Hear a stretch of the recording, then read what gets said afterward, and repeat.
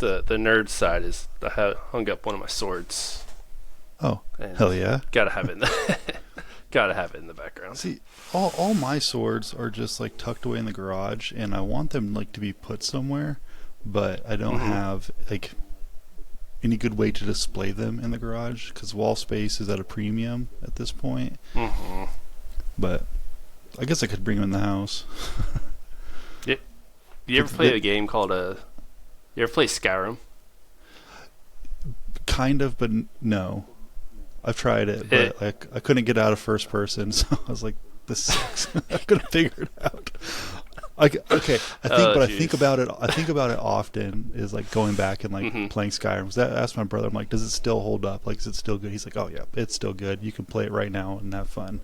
It's not going to feel dated." And so, yeah. Some of the mods they have for it are insane. I've saved a few on TikTok that I eventually want to get to. And it's like one of those, like, I've played the game so many times, but I still like think about doing another playthrough just to like go relive that. And just hasn't happened yet. But I bring up Skyrim because of all the player housing you could do and like hanging up the swords on the wall. And like some of the houses, there are only so many plaques for you to hang up those swords or just equipment. And that it just reminded me of that, just like hanging up weapons on the wall to show all of our trophies. I never understood modding. I don't know how it works or how you do it.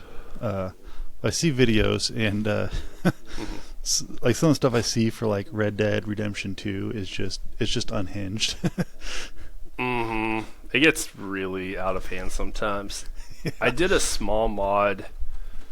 I basically set up a Darth Vader playthrough on Skyrim one time, and so you could download like these lightsabers, but I didn't feel like they did enough damage, so I went in and created the mod.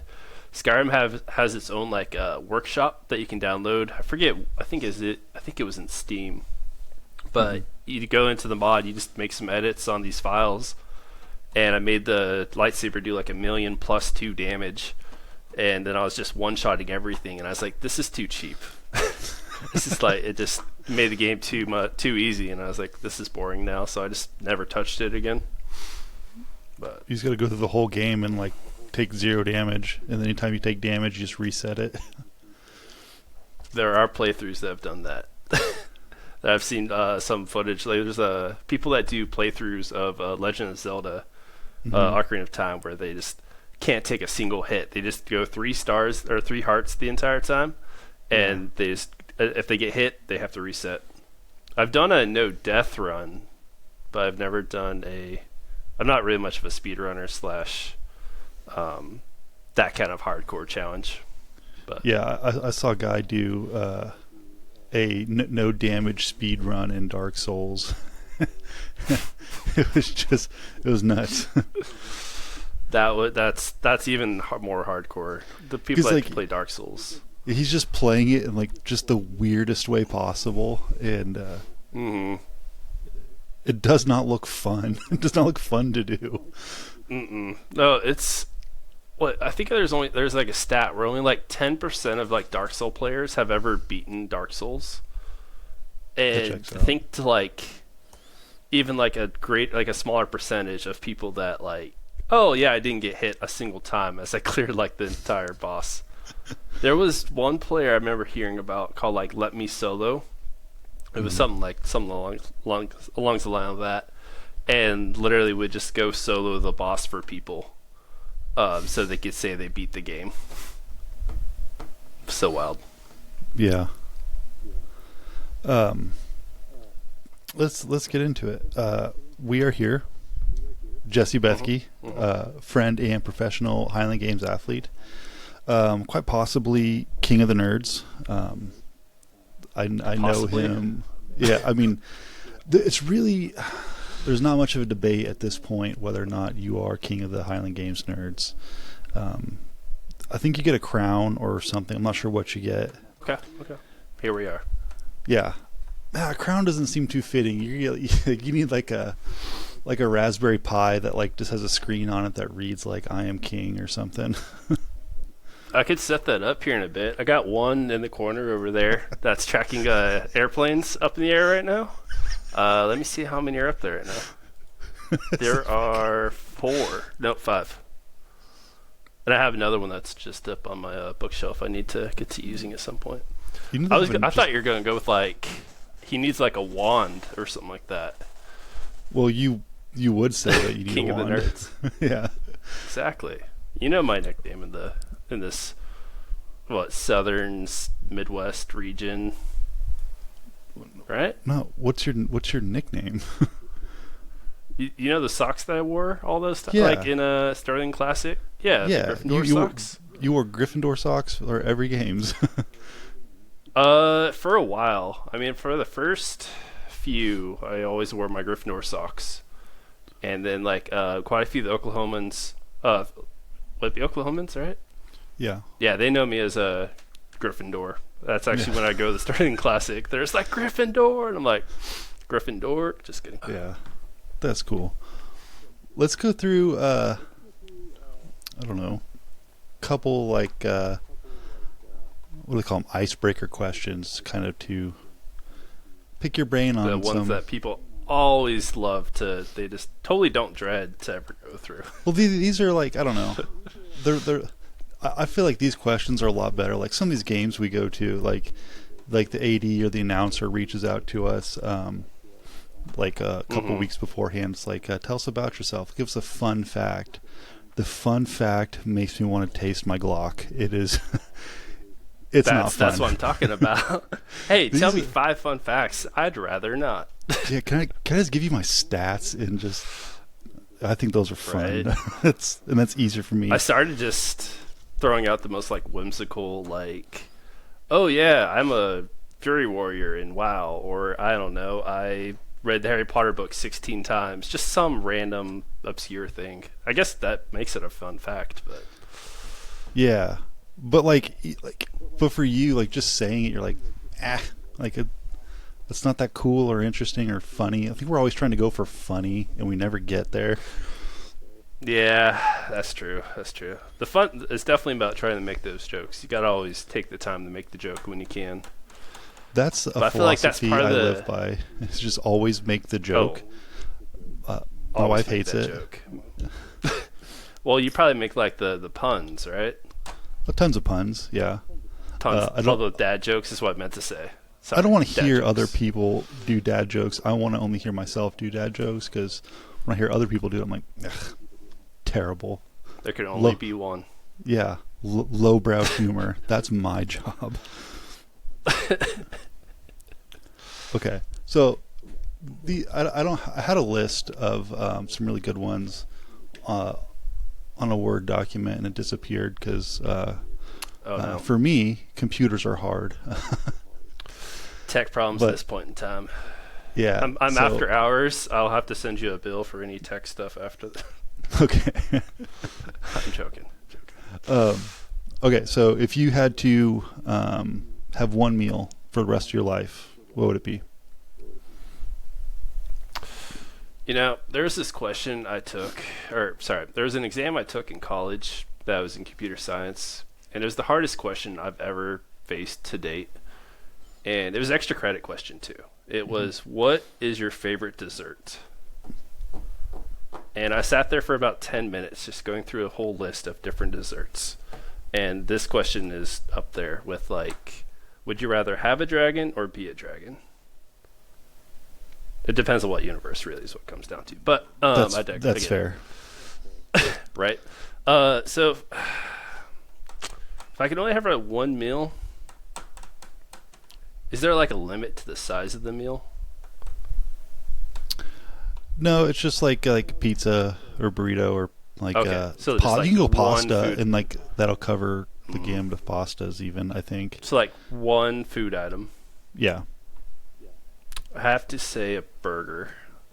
Especially just this time of the year, burgers are just solid go-tos, or burritos. Yeah, I've gotten the answer burritos before. Kyle Lilly gave me pizza, which I don't agree with because I think I can get sick of pizza pretty quick. It's I think so happened. too. It just sits so heavy, right? But a And burger is a good idea. I do like a burger. I also I like chicken fried rice or like sweet and sour chicken. I think Okay. I'd go with that too. I really love Chinese food, so that growing up on the West Coast, there was so much good Chinese food. I mean, I wouldn't say it was good, but it was cheap, and there was a lot of it. So, for someone Where'd you that eats grow a up ton, at? I grew up in Cave Junction, Oregon, Okay. small town, kind of coastal, about an hour from the coast, but small logging. It was a mining town way back when, in like the late 1800s, and then logging was there. But then after a lot of the federal lands took over, well, a lot of the BLM took over, and then so they shut down a lot of the logging in the area, and now it's just kind of it's growing somewhat. A lot of the legalization of weed has helped a lot of people with farming out there, and so it's kind of growing a little bit. It has a pretty high market for housing compared to like what you would think, but yeah, it was great spot to grow up. I think a lot of outdoors, hiking, fishing, hunting, a lot of things to go do. Mm. But yeah, that was a while ago. But abundant Chinese food, so that's nice. Abundant Chinese food. Yeah, like in the 1800s when there's that gold rush, like obviously like the Oregon Trail, and everyone down in like Sacramento. There, I think it was Jacksonville, Oregon, and then there was another spot. If you ever played the Oregon Trail game, Yeah. so yeah, there's like those three. Oh, you had to either go up to like Portland, or you go down to Jacksonville, or you went down to like Sacramento. But because of the gold rush, there was so many people, so many immigrants that were going through, and then they just lined up the West Coast. There were so many Chinese miners back in the days. There's a cemetery actually out in that in my hometown, the Waldo Cemetery. We used to go around to, and there's quite a few that were buried there, as well as like Irish, Scottish immigrants as well. But so yeah, huge Asian population on that West Coast, and so the Chinese Asian food is just so good. Yeah, I'm getting Chinese food tonight for dinner. Pretty jazzed on that. We've got a Chinese restaurant here in town, really small town. The Chinese restaurant used to be open on like Fridays and Sundays, or Friday to Sunday from like 2 to 6 kind of thing. And I think now they've expanded to a couple more weekdays. But it's small mom enough. And pop, they're growing. Yeah, it's small enough that like you have to order your food. My wife just called me before we started, and she's like, "I need to put that order in real soon because if we wait too long, they're going to be running out of stuff." So, and it's not bad. It's actually pretty decent Chinese food. Do you go for like orange chicken, sweet and sour chicken? Do you barbecue pork, fried rice? It's generally depends on where it's from. It's going to be like orange chicken. General's chicken. I used to be a big beef and broccoli guy. Not so much anymore. Or what's the one with the tranny fluid? Sweet and sour. Tranny fluid. Yeah, the red. Oh. Dipping, is that tranny fluid or sweet and sour sauce? It is the same color. Yeah. Yeah. That like my reddish, dad, yeah. Yeah, it looks like transmission fluid. That's what my dad called it, and that's what I'd call it. Right. Yeah, it took a little bit. I haven't seen transmission fluid in a while. That took me a little bit to put together, but yeah, I'm with you now. Tranny fluid. But, right. Huh. But here they have what they call Silver Lake chicken because we live in Silver Lake, and they have their own little chicken. And it's just like a really savory brown dipping sauce they dip chicken into. It's not bad. It's generally what I go with because it's like it's newer. I've had all the other types of Chinese food a million times, so I haven't had this a million times yet. So, yeah. Next question: if we were in the zombie apocalypse, this question's a little bit old because no one cares about zombie apocalypse anymore. This is not 2011. But if you were in the zombie apocalypse and you had to have one weapon to like fight off all the zombies and like live your life with, what would it be? Probably a claymore. Just a big ass sword. Big two. Yeah, I'd have to go with the claymore. Long range, and as much as movies like portray it, it's more of a dexterous weapon. So it's faster than it would appear. And then one of the things that has always been about combat is like, hey, I'm gonna stand over here and be able to hit you while you're over there, right? So get some range, and then just a long sweeping attack where I could cleave down many that are coming down at me. It doesn't matter if I headshot them. If they're cut in half, they're really not going to be able to move very well. Yeah, but the question I always ask people them. when they're... Yeah, exactly. The question I used to ask with like the zombie apocalypse is like, are we talking like... what was that movie with Brad Pitt? World War Z? Are we talking like World War Z zombies? Not those. Are we talking like you're cooked? The Walking Dead? Yeah. I think. I was I think no one's making it. Yeah, I think it's Walking Dead zombies because that actually has could have an upside to it, or it's not. You're not going to get freaking cooked in the first 10 minutes of the horde coming at you. Yeah, zombies that can just like run and don't tire out. Yeah, no, not going to make that one. But yeah, I'd have to. Just either like a claymore or a longsword, I'd have to, because it's reusable for a long time. It's not like bone or anything like that. It's going to cause, as long as you practice like your edge alignment, isn't going to, that's the problem with like guns, it's just the ammo. A bow, like you can go make arrows, but again, ammo's a thing, right? But they're not going to be wearing armor, so. I'd have to sword. You would hope they're not wearing armor. I would hope. That'd be really scary. Like, do they have like the capacity to put on the armor, or did they already have it on? See, if I find a zombie with armor on, I'm just going to assume that like they put it on as a human to like protect themselves, but like I don't know, the zombies somehow found the soft spot in the armor and got them, and now they're just in this forever. There was some LARPer at a festival that had a very unfortunate zombie outbreak. Some weird, like, coincidence, right? Just a zombie ran through a ren fair. What would you go with? What would I go with? Honestly? I think like a sword would be really cool and very practical. Mm-hmm. But I would want to go with like just a big staff, preferably with like a 1 or 2 pound like metal end on it, just on one side, so I can just be like have that skull crushing power and just be blowing through them and still be able to move that stick around.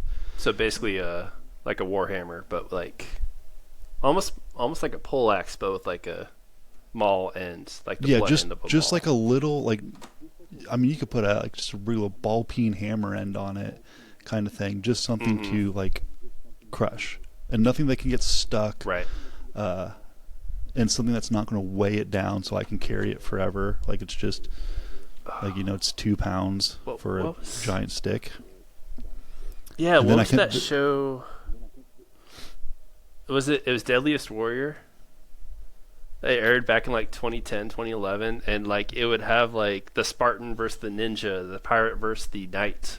Oh yeah. And it brought up that point of like, especially against like plate armor, you'd want a hammer because it's just gonna cave in the armor, or just pretty much just cave in the armor. Where like a sword is gonna get blocked, and that's why everyone was wearing plate. So going in with like an axe or a maul was more common day back in those medieval times, because armor was hard for a sword to get through. It had like the weak points, but it wasn't meant to like this big hacking, slashing weapon to get through plate. It was, hey, use this big war axe. But yeah. So I'm down for it. I like your hammer answer. Yeah, that's you get a lot of distance, and it's just useful. And then you can be like a Ninja Turtle or a monk and do all the cool like moves and stuff like that. And kind of make that your like apocalypse persona, like I'm a man of martial arts. Yeah. Well, which Ninja Turtle had the staff? Donatello. No. Good. Was it Donatello? It's Donatello. Oh, God, dude, that was a shot in the dark. I was gonna like, I don't know. My next answer was going to be Michelangelo, but Close, yeah. Yeah. He had the nunchucks. Okay. Similar thing. Very similar, yeah. Yeah, it's just one's on it. One has a chain in the middle. One is a whole staff. Very close. So, that's two? What food would you have for the rest, and then a weapon in your zombie apocalypse? Yeah. I got 2 more. Okay. 2 more. The next one is if you're like on a desert island and you had to bring 1 book with you, not a series of books, just 1 book, what would it be? Words of Radiance by Brandon Sanderson. Okay. The Brando Sando. So, it reminds me of this question. Yeah, Brando Sando, man, love it. I had this friend in grad school that he had the sticker of the Bridge 4 on the back of his car, and I was like, "Oh, what's that?" And he's like, "Oh, it's it's from the Way of Kings. It's Bridge 4." And I was like, "I have no clue what that means." And he eventually told me, "Yeah, not yet." Oh my gosh. And so that was like 2016, and he would tell me like, "Hey, man, Way of Kings, one of the best books I've read." And by the time I eventually started it, book 4 had just come out. But I gave it a shot, listening to the Storm of the Archives, where I had an audiobook and I just could not really pay attention. And eventually gave it a second shot. I got the physical copy of the Way of Kings and then just binge read like 100 pages in. I was already hooked. And Words of Radiance is just one of the best, well-told stories of fantasy that I could ever think of. Just it. Do you remember like ending of Game of Thrones? Yeah, the show or the book? Because I don't think I guess the book's not done yet. Well, the book's not done yet. But like, I remember when one of the Davids is like giving this like, well, we thought we did this whole thing where you thought Jon Snow was going to kill the Night King. Mm-hmm. But then we decided to go this other thing, and it's just everyone's like, "What the hell? Like, what? Why would you do that?" So, in Words of Radiance, it does a great job of like leading you down this path of like, okay, I want this, and this to happen, but how are they ever going to make that happen? And then it just does it in the best, like what's called, I think it's the Sanderson slide, something like that, where like the last 400 pages is just the perfect like things just meshing and coming together to bring like perfection. It's just so good. Very nice. But I've only read that book once, but I think it has some of the best lines of like, honor is dead, but I'll see what I can do. It's just, whenever I read it, think about it, it just chills me. It's so good. I haven't jumped on the Sanderson train yet, but I intend to soon. Mm-hmm. I think I want to start in Mistborn. That's my usual recommendation for someone to get started. Yeah, I think that's where everyone's telling me to go. First era? Sure. The first book, The Final Empire, is the first one. Yeah. There's like 3 or so different. I forget how many eras there are. I'm on the 3rd book of that. Mm-hmm. But yeah, that's a good one to start with. It's really fun, and it really gets you into the whole investiture kind of system. It's really good. Yeah. When do you think you'll get to it? I don't know, man. I feel you. I started. You remember how I started Golden Sun? Yeah. Hell yeah. So I was using Libby, the audiobook, mm-hmm. and for some reason with audiobooks, I have a hard time. You have that 2 weeks with Libby to finish the book. I got to like 87%, so I had like 4 hours left or something like that, and I just could not finish it. It happens to me every time. It happened with like Red Rising, Empire of Silence. I get down to the last week, and I'm like, okay, I really need to start listening to this again, and then I get to like 85, 87%, and then book's due, and I'm like, damn it. Do you have a Hoopla? I don't. I haven't heard of that. Oh, Hoopla. It's through like your local library. So if you have a library card, um, Mm-hmm.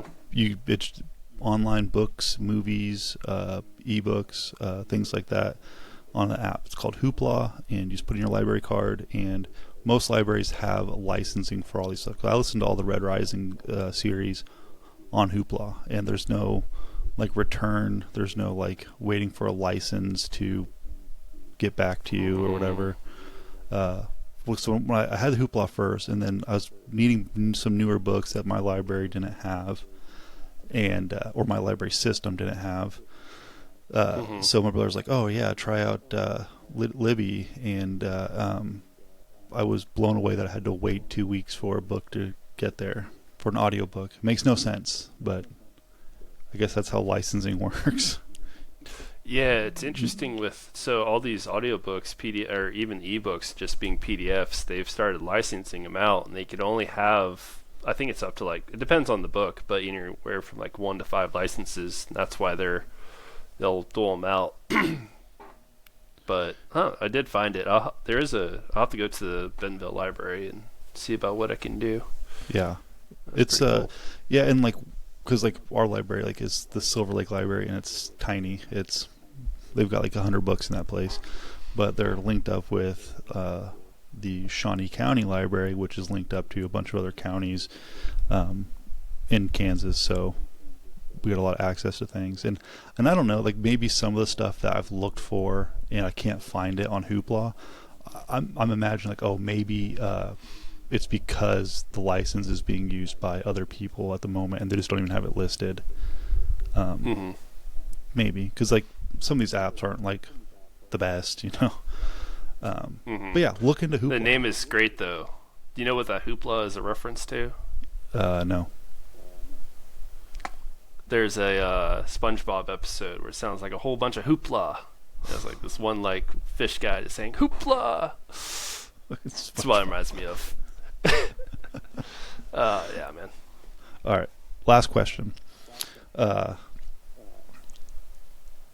If you had to only watch, if you're going to watch TV or a movie or something like that for the rest of your life, and you had to choose one thing, what would it be? Oof. A TV show or movie? And it could even be a movie series. Okay. Because that opens it up. Because if I were to be one movie, people are like, oh fuck, I don't know. Yeah, no. That's a tough question, but open up to all your viewing things. As much as I want to say Harry Potter, I just feel like Lord of the Rings has to be the one I pick. Love Harry Potter, don't get me wrong, but the older I've gotten, the more I've appreciated the storytelling and just world building of Lord of the Rings. Mm-hmm. And it's just such a masterpiece and the Peter Jackson just did such a fantastic job giving his effort and appraisal for Tolkien's work. It was so well done. Yeah, he did a good job. I mean, there's some discrepancies here and there, but yeah. I read the books when I was 9 or 10, and even then I was picking out a little bit of the things, but also those books were heavy to read, or just a lot to read at that point. Yeah, there's much detail. That bit of Aragorn's sword that he's had it through all these movies. He technically in the books he has Anduin that's been remade. Mm-hmm. He's walking around with it. And anytime someone talks a little shit to him, he's like, look at my fucking sword. I am, King of Gondor. And so that whole scene of when Elrond brings it to him, and they're like, oh wow, the sword's been remade.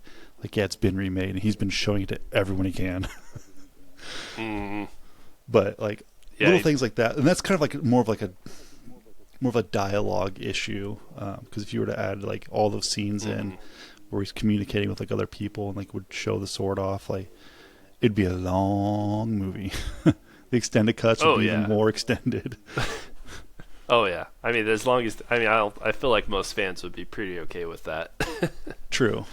The fans what was it? The Peter Jackson cut of like 19 hours or whatever crazy like amount of film that he had, people were like, yes, release all of it. Like, we want to see everything. Yeah. Apparently, like 20 years later, apparently there's more, and we're like, why are you keeping this from us? Man, it's even got like movies nowadays just feel so long. Like, Avengers Endgame was like 2.5 hours, and that felt like it was good, great movie, loved it, just very long. And then you think about Lord of the Rings, where each extended version is 4 hours. Yeah, and it's just, oh my gosh! But like every hour, every minute is just worth it to watch it. And then I go to a movie theater and I watched this one called Flight Risk, which was not really good, but like the storytelling was somewhat pretty well done because it's a 90-minute movie. Topher in it. Topher Grace, yep. Yeah. And then Mark Wahlberg is directed by Mel Gibson, and the CGI was terrible, absolutely terrible. The very first like 5 minutes, you see this moose that is just so poorly done. I just laughed when I saw it. They can't get deer-like creatures. They cannot figure it out. No, they can't. I don't know if he's ever even actually seen one, but that's right. So the flight from wherever they're at to Anchorage is 90 minutes, and the movie's 90 minutes. So they pace it out to like the point in the movie where they're like, "Oh, we have 30 minutes left in this flight." There's 30 minutes left in the movie. And then just like the slow like reveal, kind of almost like a knife. I wouldn't say Knives Out, but just a slow reveal of what's going on as you go through is pretty well done. It was. Feel like it has like a 5-star rating on IMDb, and I think just because of how the story's pacing and telling is pretty decent, I think that's the only reason why. Yeah. Otherwise, like Mark Wahlberg makes a pretty decent madman. That's all I can say. Yeah, apparently him being bald in that was like his choice. He's like, yeah, I think my guy should be balding weirdly. But it definitely fit the character. Yeah, it's funny you bring up Topher Grace, because I was going to bring up he did a edit of the prequels, the Star Wars prequels, towards one movie.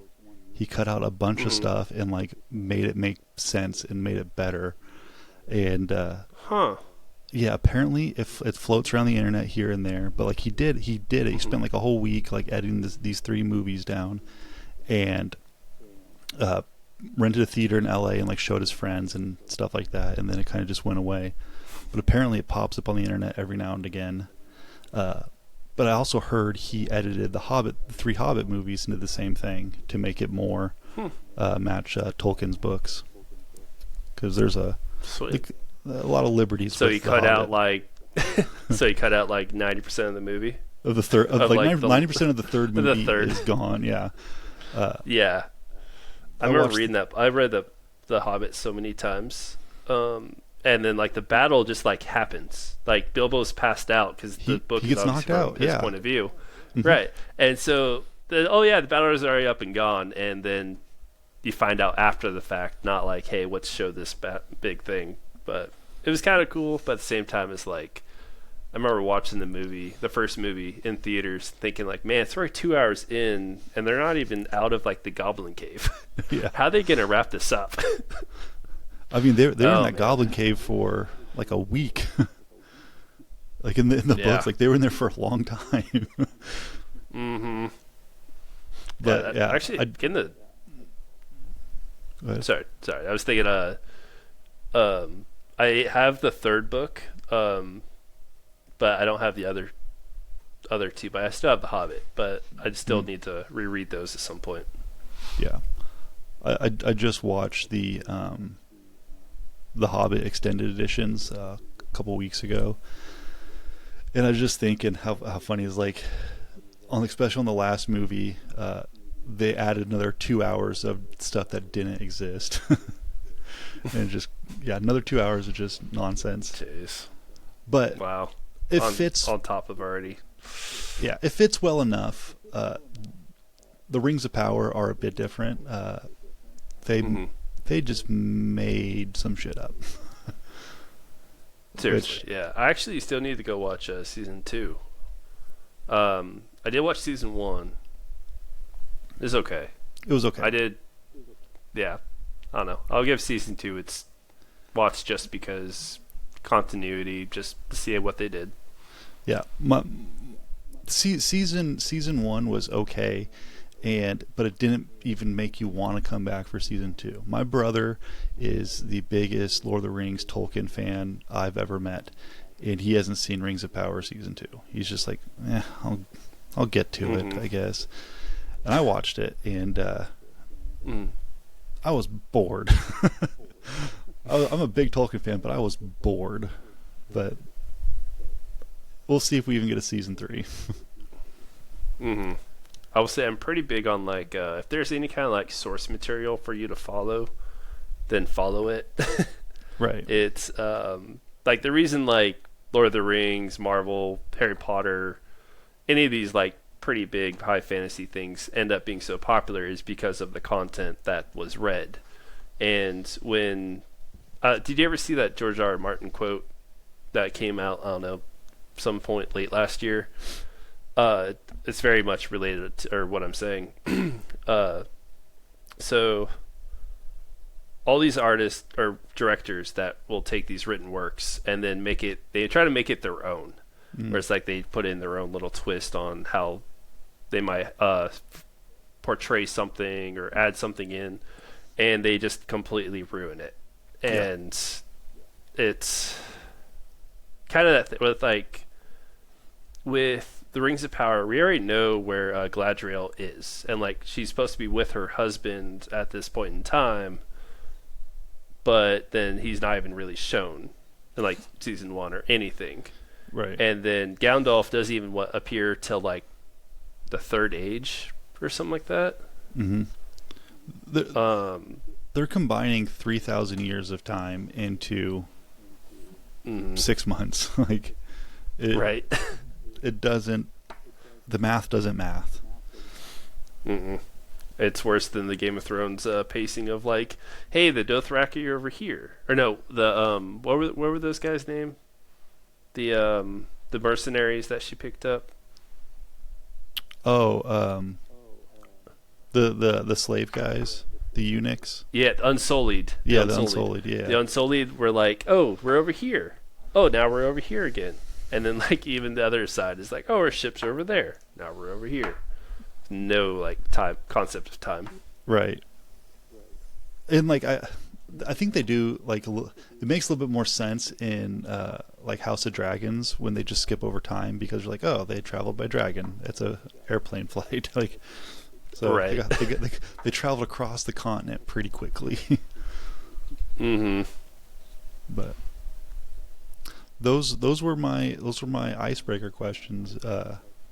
Now we'll get into because everyone generally wants to know like what's like your sporting background.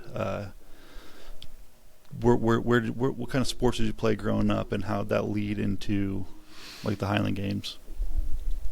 Gotcha. Yeah, so I started playing baseball pretty young. Loved it for a while. Got to play in basketball few years after that. Was a lot of fun. I got told I got started as like a guard to start, or like a wing, and then eventually as I just kept growing and everyone else just like stopped growing, they moved me to a post. But yeah, a lot of basketball, a little bit of football here and there. I did play for a couple of years, but I was really liking basketball at the time. Then I got into golf when I was 11. Played that for a little bit.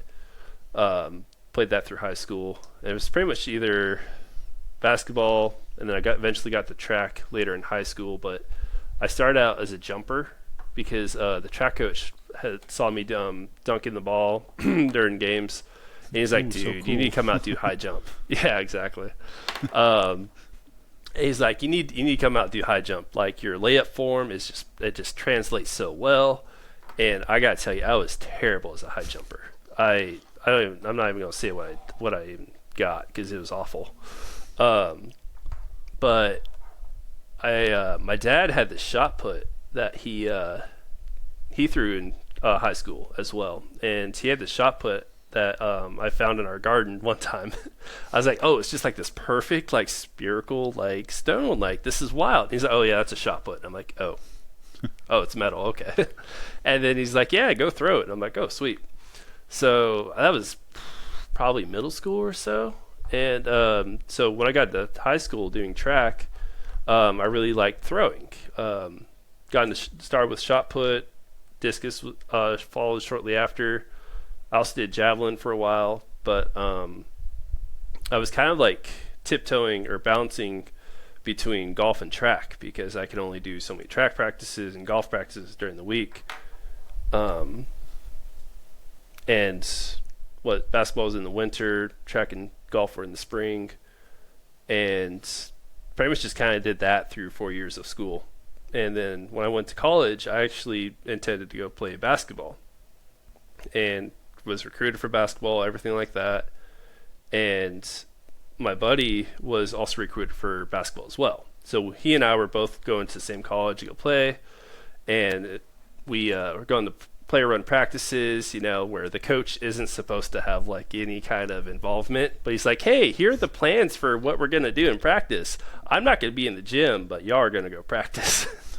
And so like the older players would like run the practice where we're doing the drills and whatnot. And so we were doing that, and then he and I were also on the golf team because we're multi-sport athletes already. Like, why can't we do that in college? And so golf in college is in the fall and the spring. And so when we're practicing for basketball, we're also practicing for golf. But because we were missing practices for basketball, which were, voluntary, we stopped getting, hey, we're going to be practicing at this time from the other players. And so we kind of got selectively cut by other players to not play basketball. And so I was like, you know what? Screw it. I'm just going to play golf where I don't have to run and run all the time, run up and down and just play golf and have fun and go play these different courses. And so my buddy and I were working out this one time, and I see these two people walk into the gym, and I could just tell that they were throwers just by the look of them. I was like, oh yeah, those two are throwers. So I asked my buddy, and I was like, hey, should I go talk to him? I was like, I think I would like to go, be part of the track team. And he's like, yeah, man, go do it. So go and talk to him. Like, hey, yeah, so when do y'all practice? I see you lifting here. Yeah, I'll show up tomorrow. Go talk to the coach. Then he brings me the other head coach, and they're like, yeah, we would love to have this 6'7" dude come out and try to throw. And so yeah, I show up next day, practice, start throwing. And he's like, you got a good base, you have a lot to learn, blah, blah, blah. So I pretty much had no actual coach in high school. We had this one head coach that was a decathlete at Washington State, but he was so spread thin trying to coach everyone else. He never really got much time to actively coach. And for some reason, every single coach in high school idolizes their 4x4 team. And that's where they spend a majority of their time. I don't get it. It's one event and there's a bunch of others, but the 4x4 is yo, everyone, we need y'all here to watch our 4x4 team. Yeah. And I don't get it. I'd rather the throwers relay, much more exciting, but that I'm partially biased to that. Started throwing freshman year of college, and I gotta say I was terrible, but it was fun. Made some good friends there, and then just kept doing track, and then eventually fell off from golf as well. Just wanted to put all my time in the track, so it wasn't, why half-ass two things and just whole-ass one thing. Right. So, once I fully devoted in the track, started seeing some decent progress, and my coach then, my freshman and sophomore year, was actually in the Highland Games. He competes up out of Portland, Oregon, and he's been throwing in the games for a while. Traveled to Scotland a couple times. His name's Dan. He talked about it quite a few times, and he even had us throw some of the implements for fun, some practices. Hell yeah! And it was pretty cool. the problem is like he wasn't really, he was good to have like as a good like basis, but he wasn't good for more of our experienced throwers. Like good like high school coach, but just couldn't quite get there for the college level. But great starter. So it was actually kind of a up and down because we had a new throwing coach almost every year after that. But the next few were pretty solid. Had a good time though. I eventually broke the weight throw record and the discus record. But yeah, that was very much my collegiate background. Then come about 2019, I was a strength coach out of Austin and was looking for some sort of competitive thing to get into. And I was kind of considering basketball at the time. I'd been asked to be on like a semi-pro team and was kind of considering it pretty well, but I was like, man, I just don't want to get hurt. So I was like, no, I appreciate it. I want to focus on work and whatever. And then was into mountain biking at the time, but then I was still at the same time like, man, my 6'7" self is just not built to be on a bike going on those trails. I was going to say, how big of a bike do you have? An XL, and I should probably have a 2XL. Let's be real. And then I got into bouldering quite a bit, a lot of climbing stuff. But even then, it's wasn't quite what I wanted to do athletically, or it's like physically. Is I love like the explosive, strong, quick kind of movements, right? And I mean, bouldering has some dynamic movements, but it's just there's heavy lifting doesn't have a great translation to it, right? No. So it was end of 2019 going into 2020, and my coach or my boss at the time was like, hey, you should think of Highland Games. And I had that like light flicker above my head where I was like, oh my gosh, I totally forgot about the Highland Games. Yeah, I should totally look into that. And so 2020, I'm about to go to the Arnold, go watch. I was going to go talk to some of the guys that were there at the Arnold to like, hey, I want to get involved in the games. I'm based out of Austin. I would love to start throwing. And everyone knows what happens in 2020 of March. So fast forward a year, and 2021, I'm just looking around like, oh man, I finally get back to looking to do something competitively, and I see this games in Decatur, Texas, which is the Texas Scottish Festival, and it was like 3 weeks to 4 weeks away, and I was like, okay, yeah, let's sign up and let's go have some fun. So you met Aaron Woods, right? Maybe. Who's Aaron Woods? Remind me. I don't know if he's ran a games you've been at. He was at Grapevine. McKinney. Did he run the Decatur Texas games? Fest. He did run the Decatur games. Yeah, his nickname is Bull. We've probably met because I threw in Decatur in 22. Yeah, 22. In 2020, did you throw with Chris? I was my first year as a lightweight. Or Christian is what I meant to say. Oh, no. Lightweight. Right, yeah, that was my first year as a lightweight, and I only went there because I knew I wanted to get into lightweight nationals, and that the cutoff was like April 13th or like May 5th or whatever Mother's Day was the cutoff. And so I went to Decatur, Illinois the weekend before, got good enough numbers to qualify for nationals, but just barely. But I was like, well, I already signed up for this games at Decatur, Texas, so I'll go there as well. So it was back-to-back Decaturs that month. But, yeah, I did pretty good that day. Nice. I had asked to throw with the pros that day. Because that was shortly after Grapevine. Mm-hmm. And I threw with John and Colin. Kyle Lilly was there. That was Hayden's debut as a pro. Mm-hmm. And so I threw with all those guys. Got my ass kicked so hard, but it was a lot of fun. Yeah, but yeah, so I threw my first games was Decatur in 2021. When I was a novice, that's where I met Christian and a few other guys.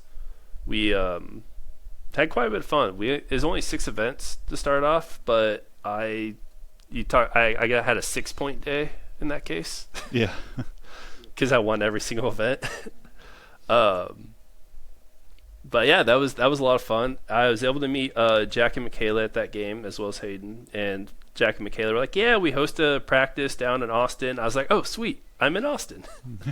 And so, yeah, that just worked out perfectly. And then they're like, "Yeah, we'll come out. We'll get you going." And we were part of this. I had actually deleted Facebook like several months before this, and they're like, "Yeah, we're on this Facebook group," and I was like, "Shit, I don't have Facebook."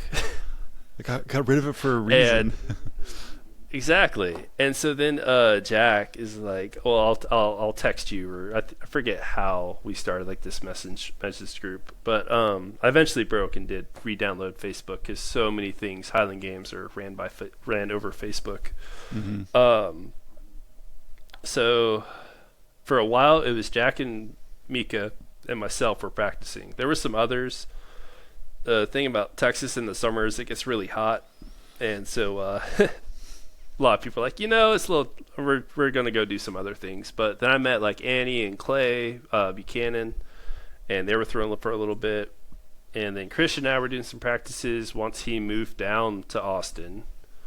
I think he was up in Dallas beforehand or something like that, but he moved down to Austin, and then we were practicing for a little bit, and Jack got me put into Pillars of Strength, if you heard of that very unfortunate game. It was a lot of fun, and a really stout competition, but man, it was brutal. It was end of July in Texas, and Spencer Tyler and like some other guys put like together like this feats of strength, or Pillars of Strength, where it's like bodybuilder, powerlifting, Highland games, all at this one like venue, and it was cool. Yeah. But it was 106 and like 80 to 90% humidity or something like that, Yeah. and all on a concrete slab, and water was not free, so you had to pay $1 for water. Great. And I remember this one point in that comp, Hayden just like, "Dude, have y'all had to use the bathroom at all today?" And this is like 4 p.m. We started like 10 in the morning. We're like, "Oh no, we haven't." Yeah. And oh man, that was rough. But again, it was cool because I got to throw with Nick Aston, Brian Freed, Charles. I think Justin Blatnick was also there. So I had just a really strong crew to throw with, and it was really cool.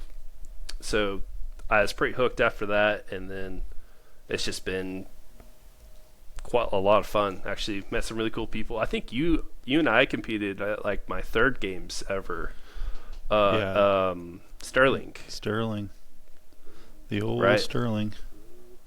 Yeah. Mm-hmm. That was like 23. No, that would have been 2019. That would have been 2019. Yeah.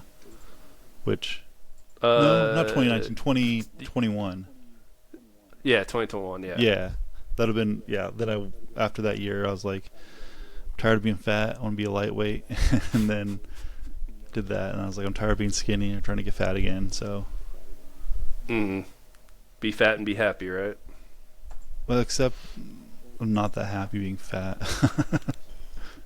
Yeah, I recently hit like 290 myself, and I'm at a weird point with it where like I'm okay with it because I'm pretty confident with like how I look with it.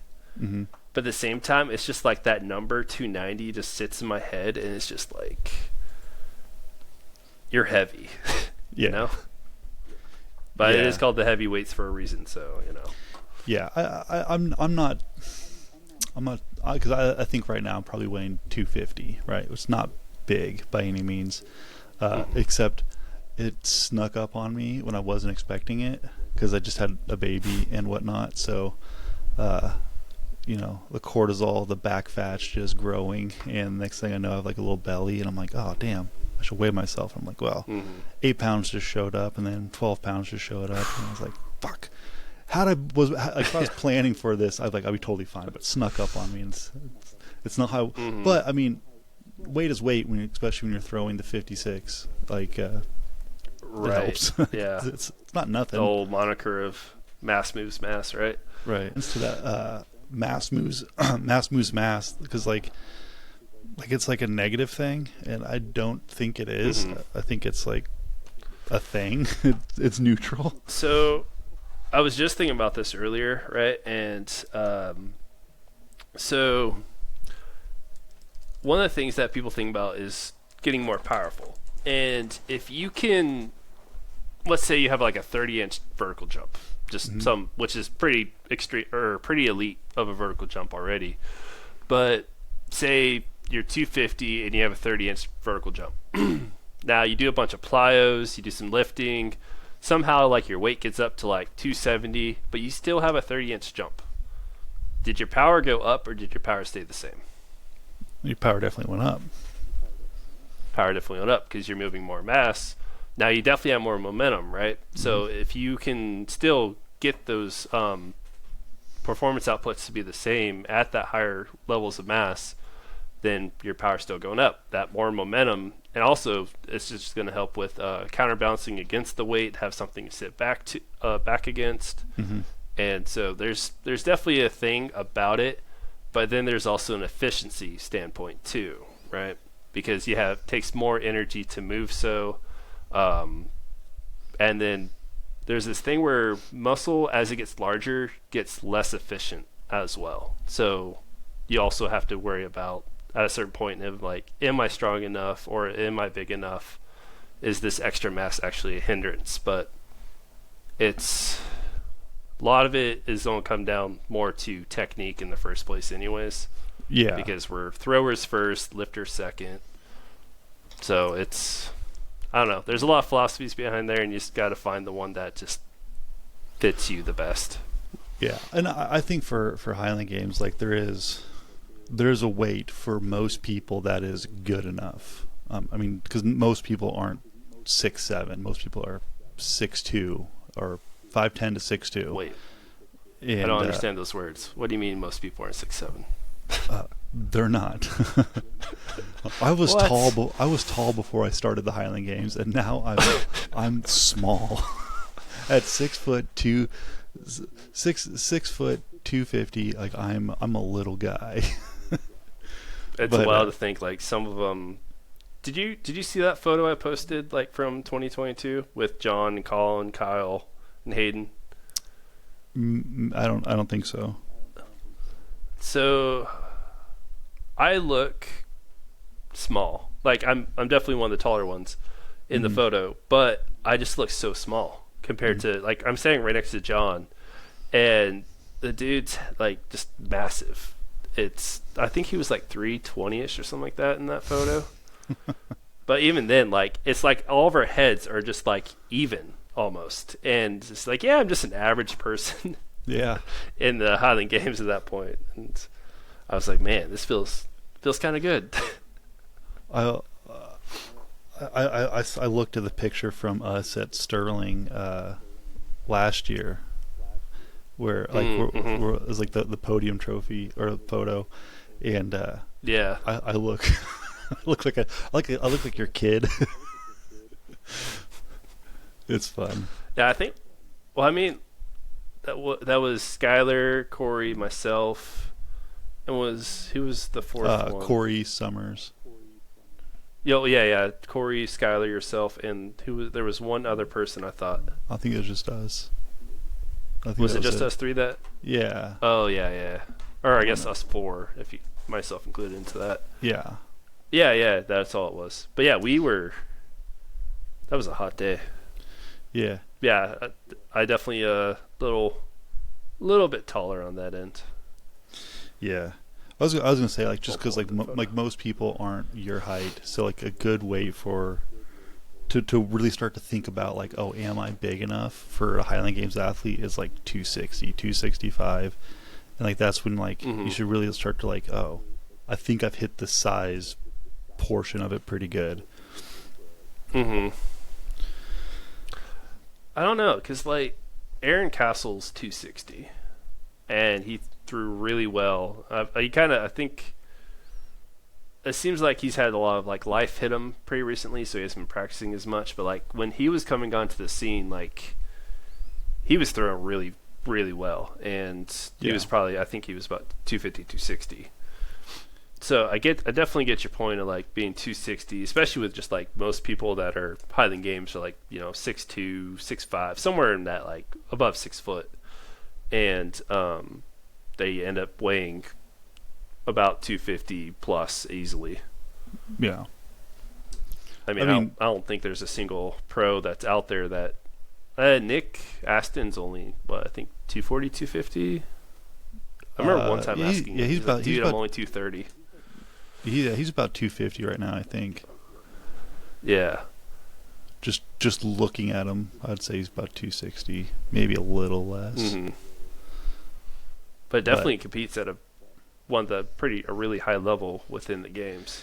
So it's still like it does help to have that mass advantage, but again, it comes down to more of a technique thing with the 56 is heavy, but it's one event.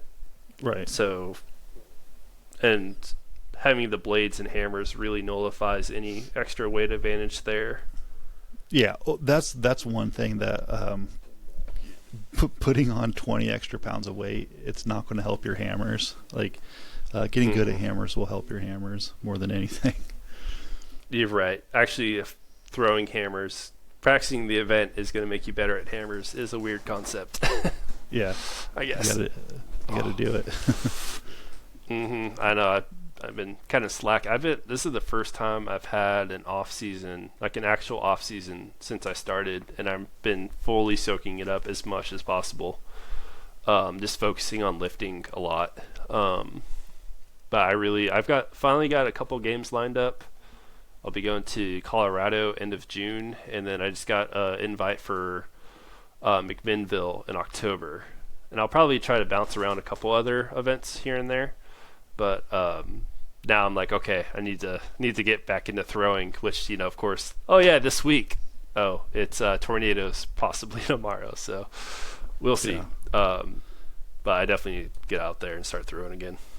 Yeah, it's starting to warm up. Weather's getting good. I've been I've had an off season unintentionally. The weather's just been not great here all winter long. It's been pretty bad this year, I feel like. It's been cold, like really cold. And like we've gotten more snow this year than we've had previous years, because like I'm not above going out in the snow and throwing, but when it's a foot deep, like that's when it becomes a problem. If it's like a dusting or like couple inches maybe, like I'll go throwing it like off concrete. But the minute once big snow clears, another one comes down, it's like, okay, well, I guess I won't practice this month. One of the biggest changes for me, so like last year I was definitely here in Arkansas and practicing, and it was pretty well, but like the weather we talk about this year has been kind of rough. But even then, like I was in Texas for my first 3 years of throwing, and for the most part, everything was pretty solid. The only thing was like it got really hot in the summer, so we tried to practice a little earlier. And the biggest thing I've had, aside from just weather, is not having a throwing group to go be with. It was so great for accountability of like, hey, we're here, we're practicing 9 a.m. We'll see y'all there. And then this time it's like, well, do I want to go throw? So yeah, having a group helps just so much with accountability. Same with like having a lifting partner or just someone. I've never had a practice group or a lifting partner. It's all been 100% on me for ever since I started, which is not great. I mean, there is a bit of we do have like a group here in Topeka that there's a couple of us, and we'll get together maybe once a month. But right now, like we're just like shifts passing in the night because we throw at the same park at the same spot, and like I'll be there on a Thursday at 2:00, and they show up at 5:00 right after I left, and like we just barely missed each other. But that's just how schedules are.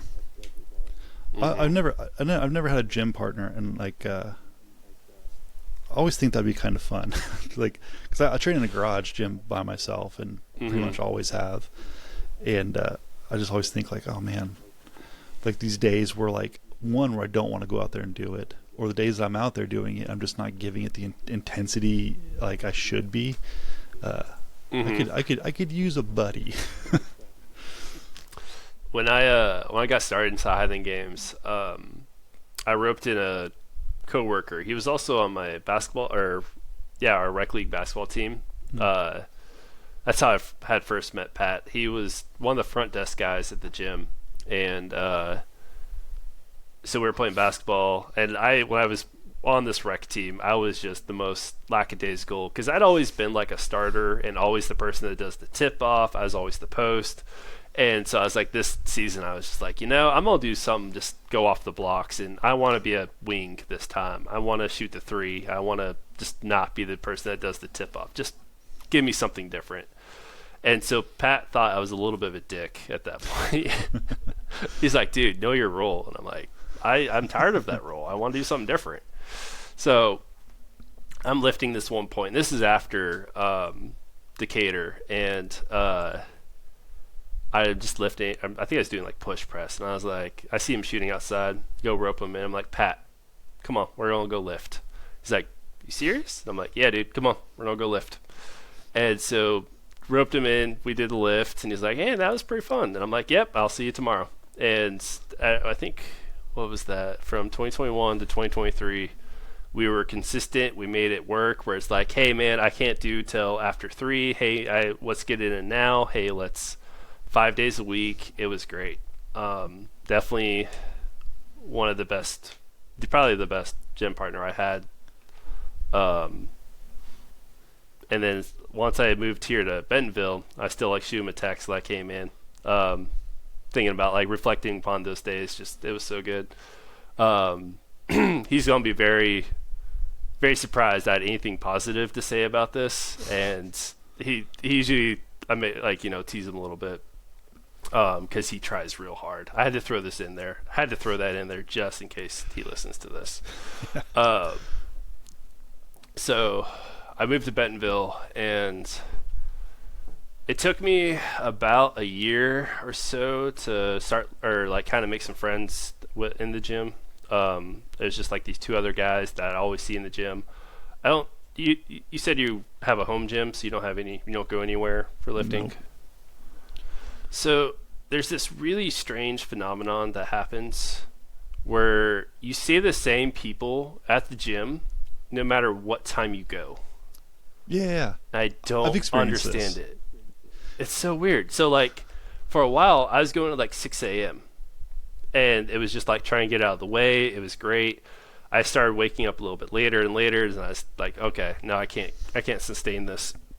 But I saw the same people that I would see later at the gym at like 4 or 5 in the afternoon. And then like I'll show up randomly on a Saturday at like either 5 p.m. or 10 a.m. or just whatever random time, and I'll still see some of those same people. And yeah. It's this is the most mind-boggling thing. Yeah, this is the simulation. Because in your simulation, you only have so many gym goers at a given facility of like fake people. So like if you show up at a different time, those fake people have to be there at that time too. Right. That's exactly those what this NPCs, is. Man. Yeah. Jeez. I did. But yeah, so I was gonna say like I did go to a commercial gym for a while. I mean, it wasn't really a commercial gym. It was like a community rec center. They had like basketball courts and like racquetball and stuff. But it had a pretty decent weight room. And like when I started lifting, like I'd go there at like 5 a.m, and then once that didn't work out anymore, I had to start going at like 4 o'clock in the afternoon. Same people. Right. I don't know. No clue. But yeah, I've almost always had a gym partner at some point. Either someone saw me lifting, was like, "Hey, I want to join this dude," or it was like a roommate, something. Now it's like I made some friends, and this is like first time at a commercial, not a commercial. It's still like a private, but where I've made some friends just from people I've met at the gym. That we all kind of we talked that we synced our deadlift time. So we all deadlift on Wednesday together, and then we're cycling together. Like we even timed up our deloads to be at the same time. It's gotten pretty serious, not gonna lie. But yeah, it's been a lot of fun because we help push each other, and it's just kind of accountability. Like Monday, Wednesday, Friday, gonna be there at the gym. We even had started a group chat. We'll send food pics, whatever, in there. And I can't say everything that happens in a group chat, of course. You gotta leave some of that out. Yeah, that's for you and your FBI guy. That's for me and my NSA agent. But yeah, it's been pretty good. It's weird because I'm usually feel like the type where I'm pretty good at doing things myself, going about doing my own stuff. But when it comes to the gym, practicing, it's I love having the community or just a group to go do it with. Yeah, it's a lot of fun because it's kind of same thing as just nerd stuff where it's I love this kind of hobby activity wherever it is, and usually doing it with others is just a lot of fun. I said I've never had a gym partner, but when I first started lifting, I did have one. We did not have a group chat. And we were not supporting each other. I think he was trying to kill me every time we went in there, because we worked at the same place, and we'd go to the gym at anywhere from 11:30 to 2:30 in the morning, late night, early morning. That's when we would go. And we did this because our friend Marcus, who we also worked with, that's when he went, because that's when no one was there. And Marcus was a crazy person, and he wouldn't work out. We kept talking, oh dude, we should go lift together. We'll do deadlifts or whatever he does in the back room where he hides from everyone. But we thought it'd be a good idea, like, just train near Marcus. Maybe he'll want to, like, lift with us.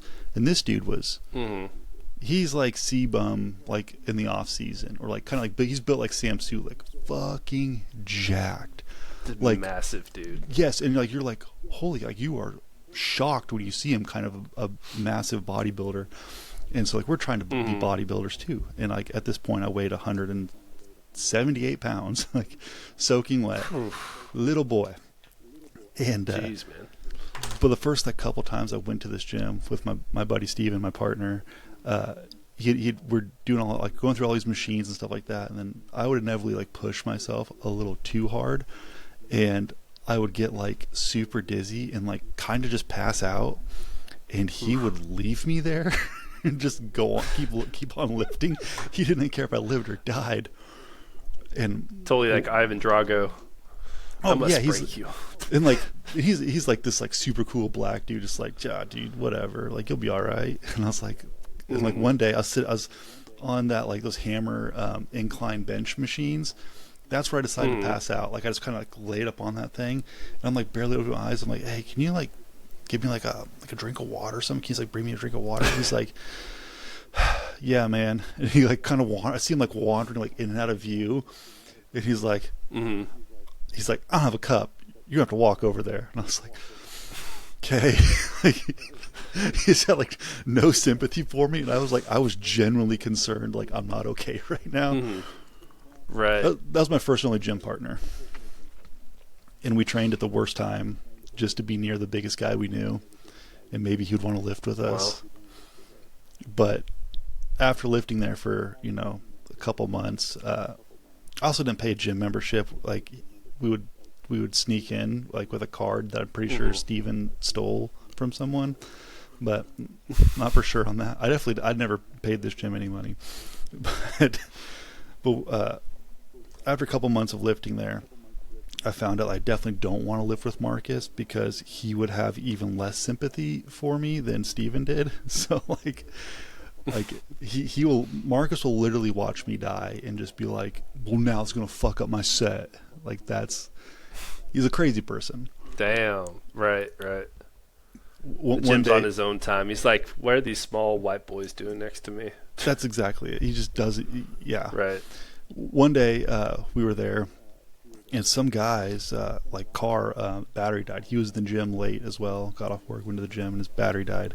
And Steven didn't have any jumper cables, so he's like, should I go ask Marcus? I'm like, don't. Just tell the guy we can't help him. He's like, no, I'm going to help the guy out. So he goes over to bother Marcus. Marcus takes off his headphones. He's already annoyed that that we're bothering him. And we're like, oh, this guy needs jumper cables. And he's like, yeah, hold on. He meets us out there, and he tells the guy, he's like Steven's hooking it up, and he's like, this fucks up my car, I'm beating your ass. And I'm like, I can't help you. There's nothing I can do to save you. Luckily we jumped the car and it was fine, but that's the craziest thing to say to someone. Right. Yeah. That's my gym partners. After that I was flying solo. I honestly, with that pick of gym partners, I could see why. Hey. Yeah.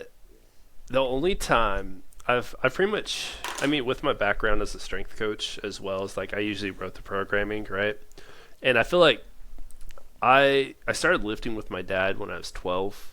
Actually, I would even say earlier than that. He used to take my brother and I to the gym when I was 8 and my brother was 6.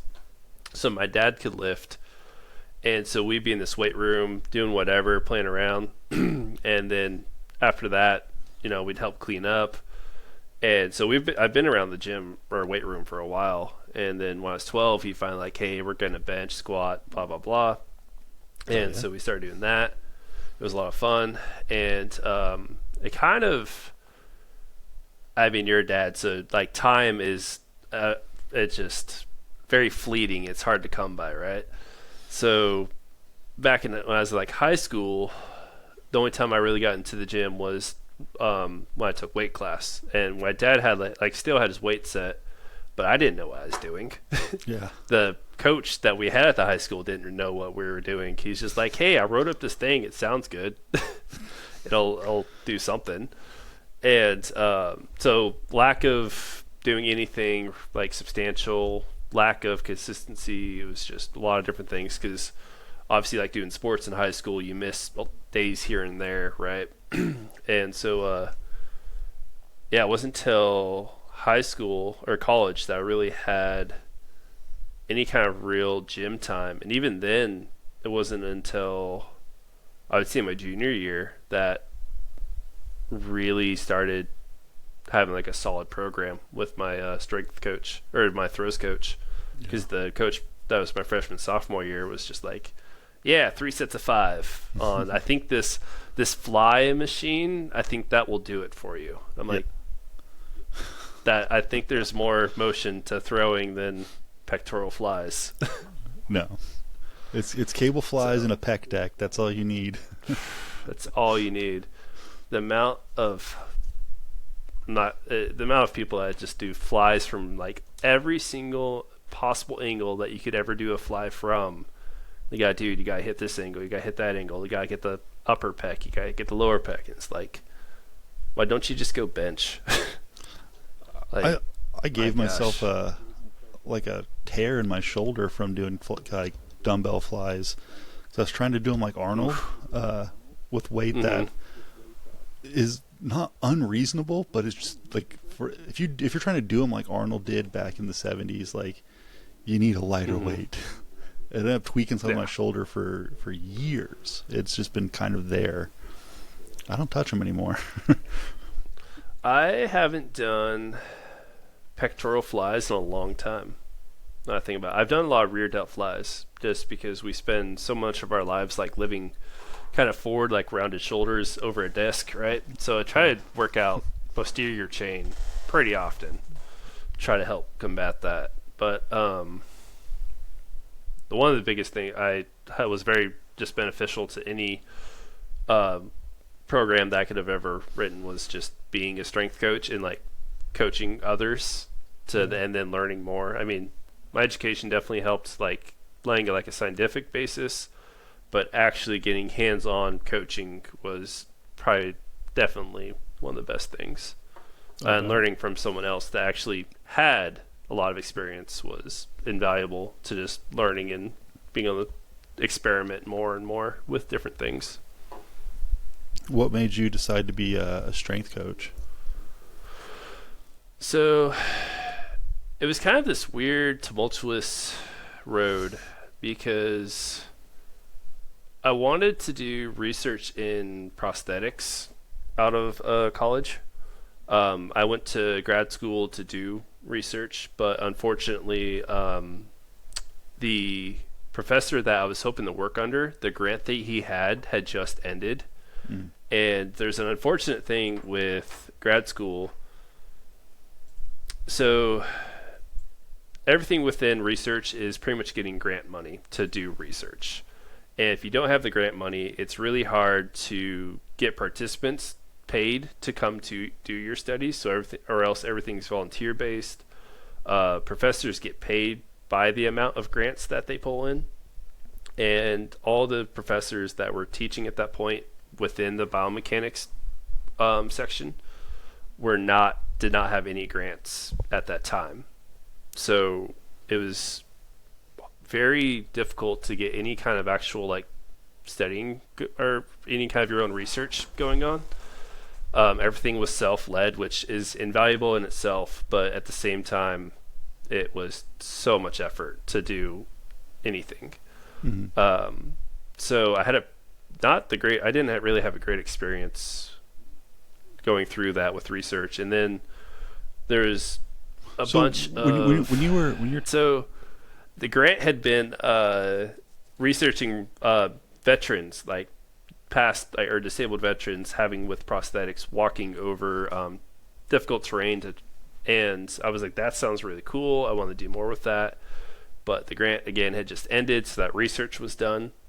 He did pull a different grant at one point, but he ended up leaving the university, this professor, because the collaboration was so poor in that department that he's like, I'm going to go back to my alma mater and go do the research there, because he was the only one doing anything of value at that department. So because of that experience, I was like, this isn't, I don't want to, I was thinking about pursuing a PhD at the time, and that just didn't really feel well in how things were going.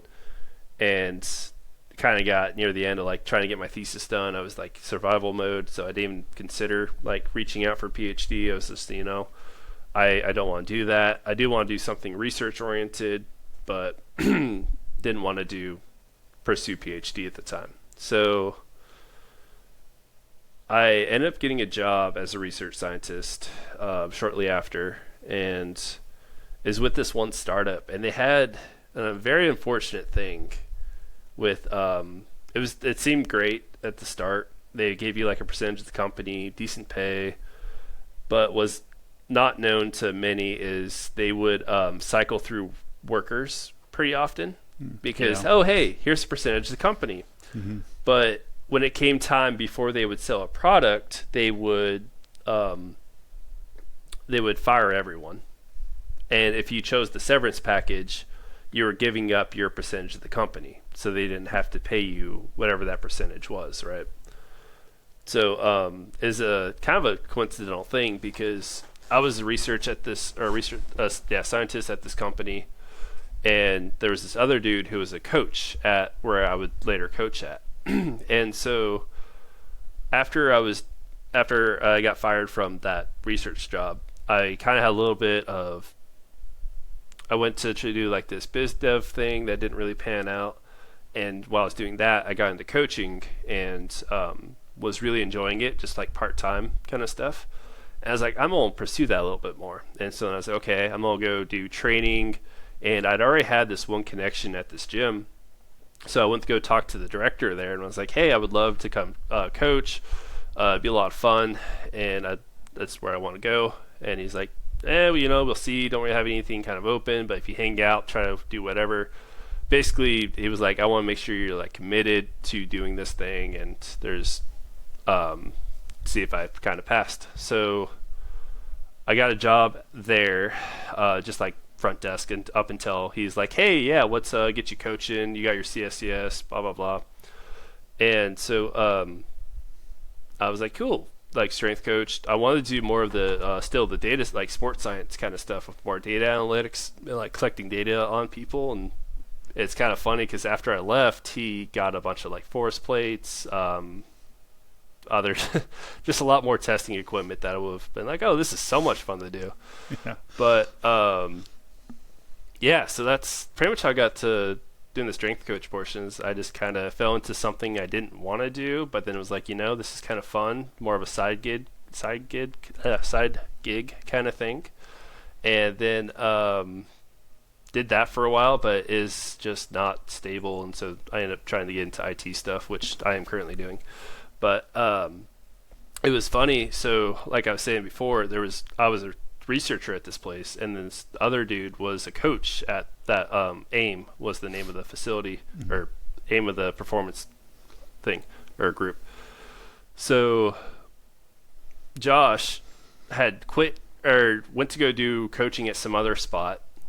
Did something else shortly after, but then became a researcher at the company I was a scientist for, or the same position actually that I've been for. And at like the same time, I went to go coach at the spot that he had been coaching at.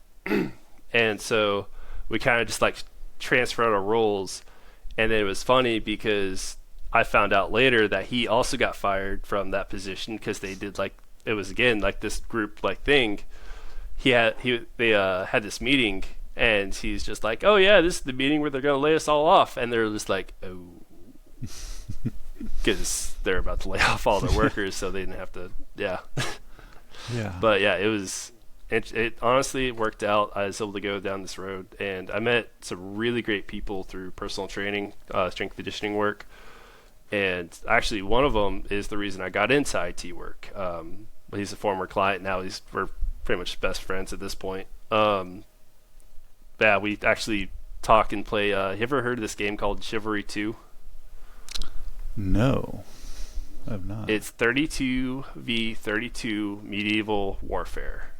So using like a claymore. Yeah, okay. Yes, I have. Yes. Yeah. Yep. So we play that Monday nights. It's either Chivalry 2 or it's Baldur's Gate 3, and it's a lot of fun. We just get on, we talk, shoot some shit, whatever, or we'll be doing some IT stuff as well, which I like. I think you and I talked about some AI stuff after Sterling a little bit last year. Yeah. So I'm self-hosting my own like AI model at this point in time, and like trying to just kind of do some development stuff with it. But when DeepSeek came out, you're able to download it into some containers. And so I set up some servers, got those hosted a virtual environment, and now I'm playing with that. But so Jason and I, we'll do stuff like that, do some extra nerdy kind of tech stuff, and then or we'll go chop off some heads. Yep, King Nerd, man. King Nerd. Yep. Hey, you're finally saying it. King Nerd. King not like Nerd. Not maybe. Like possibly. I don't know anyone who's doing what. Yeah. There's bigger nerds out there, but in our niche, you're taking the cake, sir. The only one I could think of that is techie is Jeremiah. I have no clue how to pronounce his last name. Gia Bartolome. Would have absolutely butchered that if I tried it. Wow. But yeah, it's like 27 letters. Done some. It's crazy long. Yeah, he has. Oh, and then Aaron also is in IT. There are a few guys in IT that are definitely nerds. But I feel like there's a lot more. Oh man, I'm trying to think of. There are definitely a lot of nerds in the Highland games. Yeah, there are so many. Like, or when you're talking with Amarissa, like the bro nerd spectrum, Mm-hmm. is because you get like these strongman powerlifting people that come in. They're definitely either like still again nerdy or more of like bro. But then you also get like the straight up like I feel like most throwers from track and field origins are nerds. Almost any of them. Like I will tell people track and field days that throwers are the nicest people you could ever meet. There's like the friendly giants. They're great. Sprinters are very egomaniac, kind of like pretentious. Same with jumpers, actually. Vaulters are strange. They're really cool, but just like a little eccentric. Because I mean, if you're gonna go vault like 15 to 20 feet in the air, like some crazy thing with a pole, Yeah. like you gotta be something crazy. And then the craziest people by far that are definitely doing like D&D on the weekends are your cross country runners or endurance events, for sure. But then also right there with them is those are the throwers, but they have a lot of food with them as well. They bring the snacks. They bring the snacks. Yeah, most Highland Games athletes are nerds, or at least lean more towards the nerd side. And some of that too is like everyone wants to be a nerd. No one wants to be the bro because it's less it's less trendy to be a bro these days. It's gotten a bad rap, but I didn't put Kyle on the bro nerd spectrum, but he's definitely a bro. He's one of the few. I know he definitely enjoys some nerdy stuff as well, but he is a big Denver Broncos fan. Yeah. I mean, I haven't talked. I know I've talked to him a couple times about some nerd stuff, but it's definitely, I'd give you more of the bro. See, and like for most Highland Games athletes, like you automatically kind of get thrown to the bro side when you post on Instagram stuff about other sports, like football or basketball. Right. It's like, okay, you have other interests that aren't like a video game or a book. Right. But you're also a man of varied interest because like mountain biking and like bouldering and stuff like that. Like that's different. It doesn't put you in the those are not bro sports, but no, definitely not. And those are their own category. Yeah, if I could live more lives, I would definitely get into mountain biking and rock climbing. Maybe just bouldering because I've got a bit of a fear of heights that I've developed at some point in my life. Don't know where that came from. But like mountain biking seems pretty fun. I watch a lot of like the Red Bull Rampage and oh god, there's a couple other ones Red Bull ones that I watch. I'm like, yeah, dude, this is cool. It's a lot of fun. Yeah, I see a lot of the downhill stuff, but they do some crazy stuff on that. Yeah, mountain biking was something I got into when I was in Texas, but I'm pretty sad I didn't get into it when I was back in Oregon. Like we did some trail riding here and there, my brother and I, but he got a lot more into it than I did.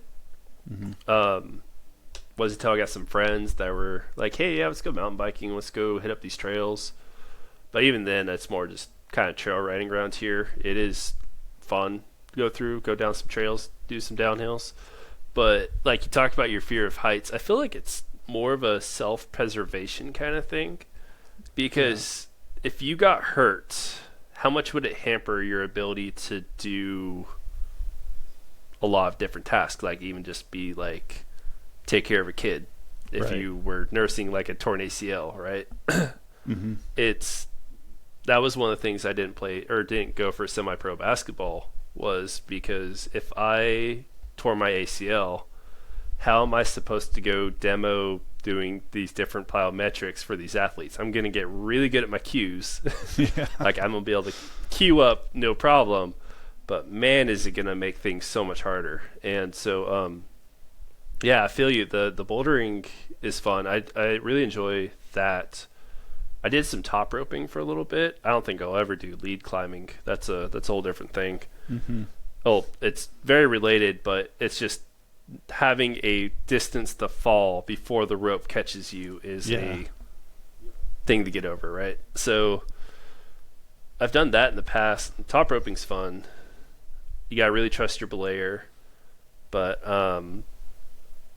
yeah, I'll honestly just stick with bouldering because there's a mat below me, and honestly it's only like a couple feet off the ground instead of like, oh yeah, it's like 20 feet up in the air. Right. Hopefully that thing will hold my 290-pound self. So It's a gamble.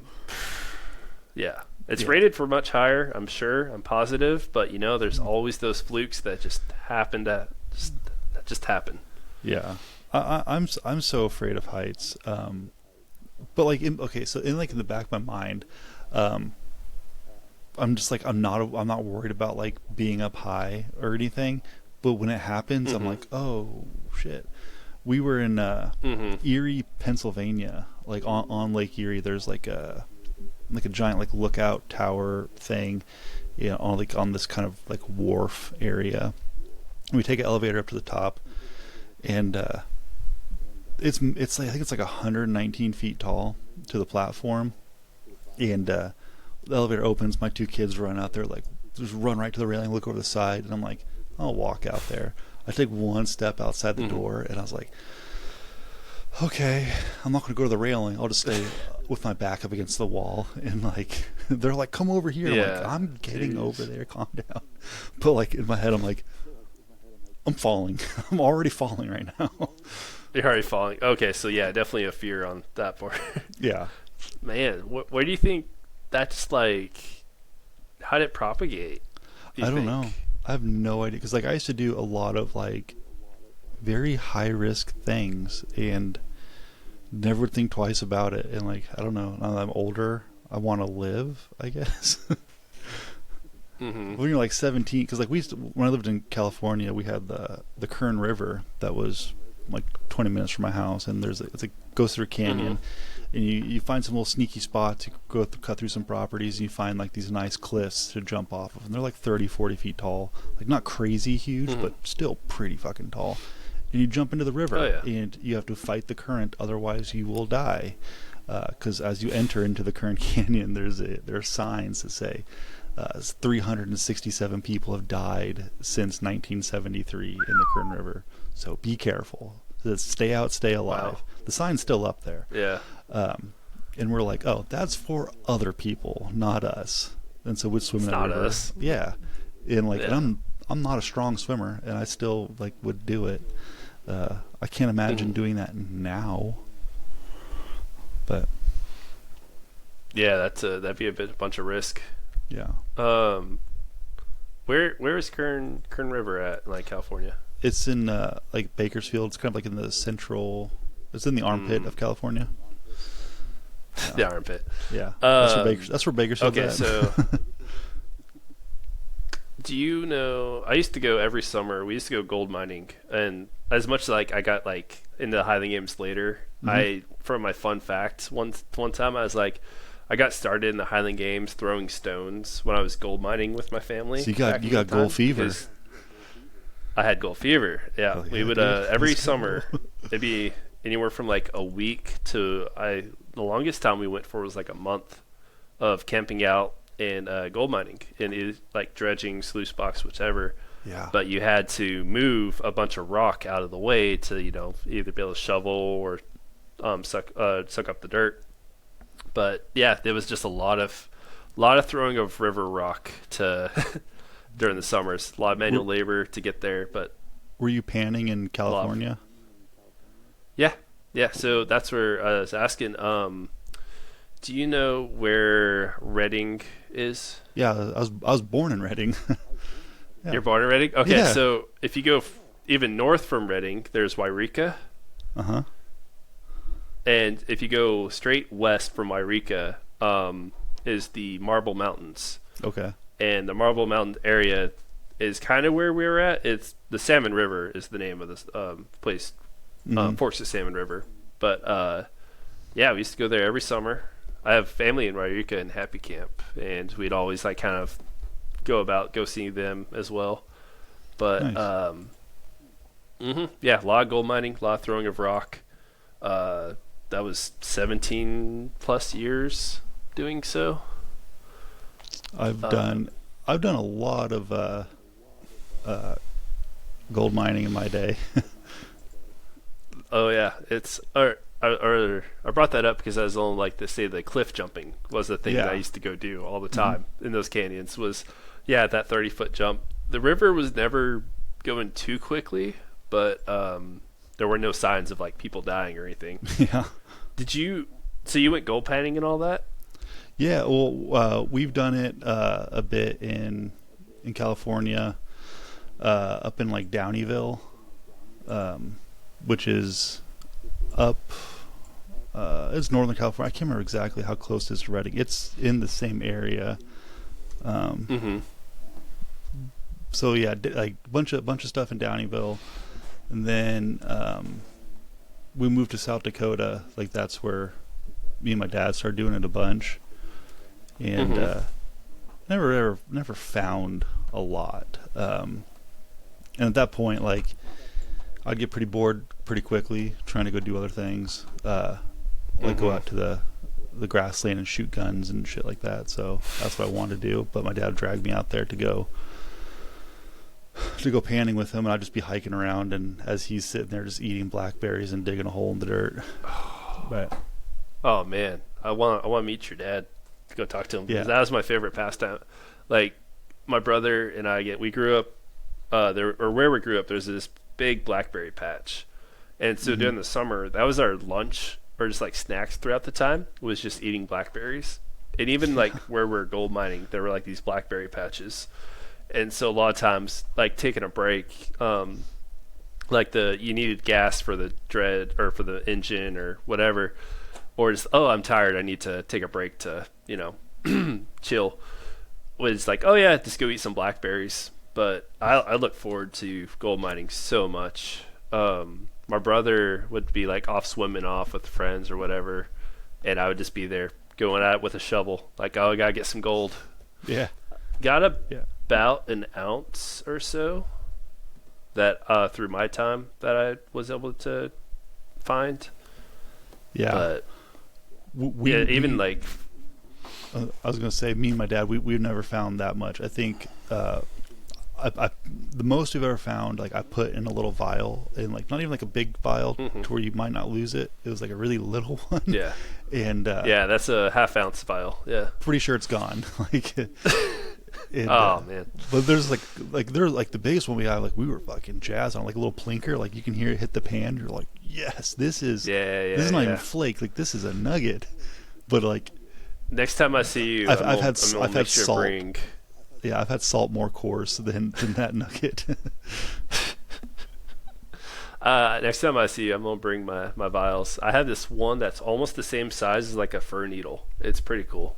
Nice. Um, it's or we I had a train of thought that I was going on this. My dad used to sell ounces of gold like whenever he needed just like a little bit of cash for like something. Hmm. He would get like some of the finer stuff, kind of weigh it out. He had the whole scale set. Take it to this one mining store, sell it, and then we'd like go get groceries for the day or something like that. It was a lot of fun. I still. Oh, I was gonna say it was during grad school or like even during college. Anytime I was going back home for the summer, I always like, hey, let's go gold mine. Like, let's go take a sluice box up in the mountains and go throw some rock and go find some gold. It was a Yeah. lot of fun.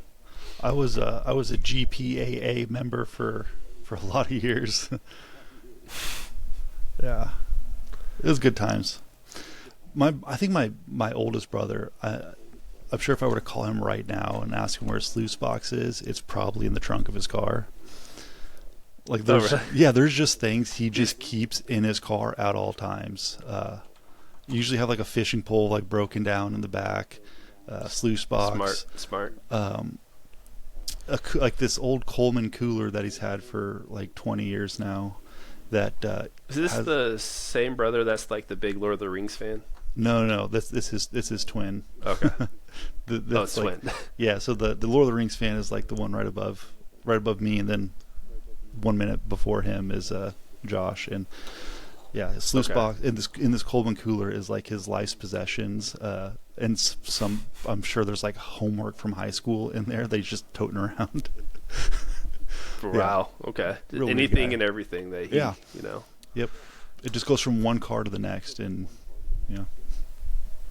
the sluice box is always in there.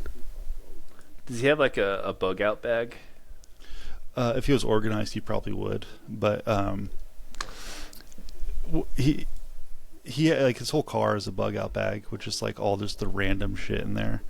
Yeah, it sounds like it. There's like 4 flashlights that none of them are really like charged up really well, so you got to put them all together. You might have a good light. Right. He smokes cigarettes, so there's lighters everywhere, so you can always start a fire. And he's a hoarder, so like whatever like random shit is just accumulating in there, you can always burn to start a fire. I'm never worried about traveling with him because like he's prepared whether he knows it or not.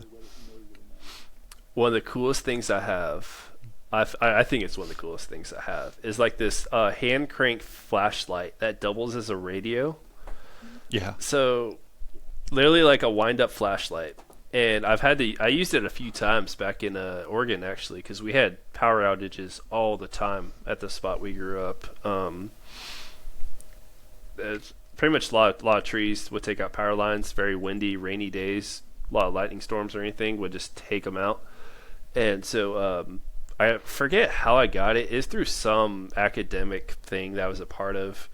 They're like, oh yeah, you're autistic, so here's like this light that like, well, you can like hand crank for like a radio, and like I would just be sitting there just hand cranking the crap out of it. Just does it like make the cool sound like the? Yes, exactly. Yeah, that's good. So it was like ASMR, just like hand cranking, just to listen to some radio, have a flashlight that like, oh yeah, look how cool I am. This is the coolest thing ever. Yeah, dude. I still have that with me actually. It's so cool. Yeah, I'm into it. We are coming up on time. Do you have anything you want to plug? Where do you want people to find you places or nah? Find me on Instagram. I have a TikTok that has somewhat of a following. I have one video. I don't understand why. It has the last thing I checked, I think it was 6.3 or 6.4 million views. Yeah. Nice. The weird thing is like I posted this video back in 2022, and for whatever reason it'll have random surges where I'll just gain like 1 billion views for a couple months, or it's been ongoing now for like a few, and I'll gain like 1,000 followers. I'm at like 5,600 or something like that right now. Mm-hmm. But I haven't posted in a while. It's usually just Highland game stuff. I've been thinking about trying to do some streaming of either more like IT content, some Highland Games content, and then more gaming, being that I'm doing quite a bit of World of Warcraft at the time. Yeah. Or still do. Was thinking about that. What was the thing? Oh, I remember I listened to that video that you and Amarissa talking World of Warcraft. Yeah. And I was thinking about your character. It was just so funny with the death run that you're doing, the corpse dragging. Yeah. And like, there was no solving it. It's just over. Right. The only way you could have solved that was to have other people summon your character. I feel like, but you would have had to have at least 2 others help you to do so. I would have to know people who played World of Warcraft. I didn't know a single person who was doing it at the time. I told my friend, I was like, you should play this game. It's kind of fun. And he's like, you're going to play a game? I'm like, yeah. Because he's like, why don't you just go outside and skate? I'm like, sometimes I get tired of that. I want to play a game. Right. Sometimes the weather's bad and you want to sit inside. Yeah. My best friend did not understand it. He's like, dude, I'm not playing a game. And then he got maybe it's an Xbox or a PlayStation, and he got like Tiger Woods PGA Tour and just build golf courses all day long. And I'm like, that's fucking crazy. Like all of a sudden, like this is the game you choose out of all of them. I did. I probably had that Tiger Woods game on golf, and it was a lot of fun. Although I did not spend hours creating courses, I just did the My Player thing. Yeah. And would just go play different courses. What was I don't say about World of Warcraft? Oh, I had one buddy. He when I started doing the games was about this. It was about a year after. No, it was a year after he and I were just like talking. He is really funny because he would always message me right before we would try to do a boss attempt. And he's like, "I'm gonna kick your ass," and he would just every single time, "I'm gonna kick your ass," and every single time I would kick his ass on the DPS meters, like every time.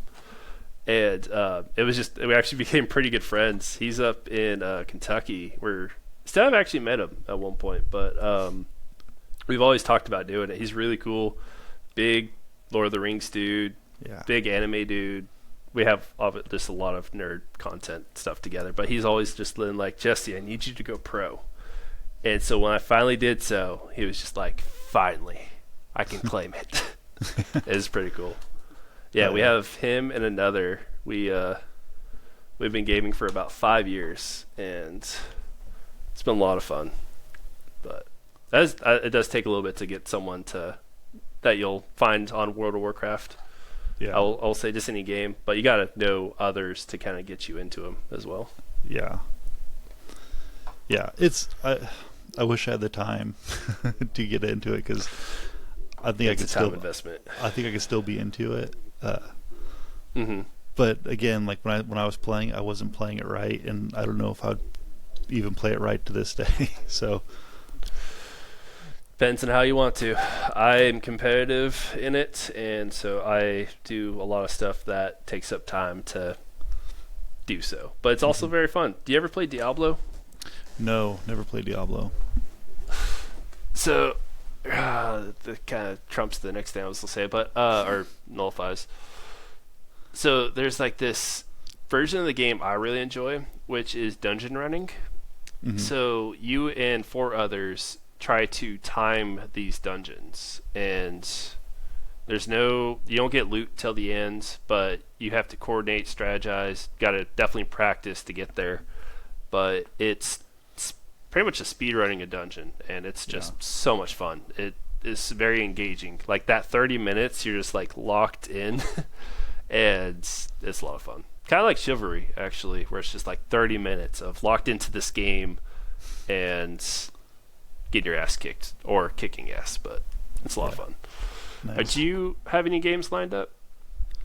Yeah, I think I've got the Colonial Highland Games in Maryland, or it's called the Fair Hill Highland Games, Maryland.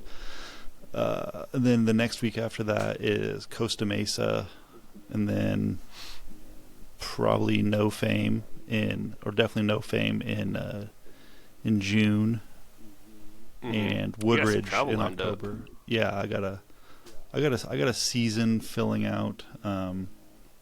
There's some gaps here and there that I gotta find a game for. Mm-hmm. Are you still? Because I remember you drive to all these, right? Yeah. Oh man, you gotta put some miles on that car. Yeah, road trips are fun. I enjoy driving. I'm a fucking road warrior. I don't find it to be as inconvenient as other people. They're like, I'd rather just hop on a plane and get to where I'm going.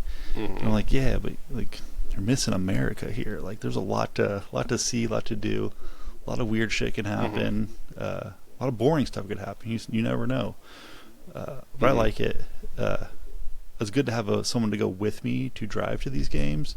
That's fair. And when you're driving to Maryland one week and then California the next, those are all 17 and 22 hours. It's hard to get people to make that trip.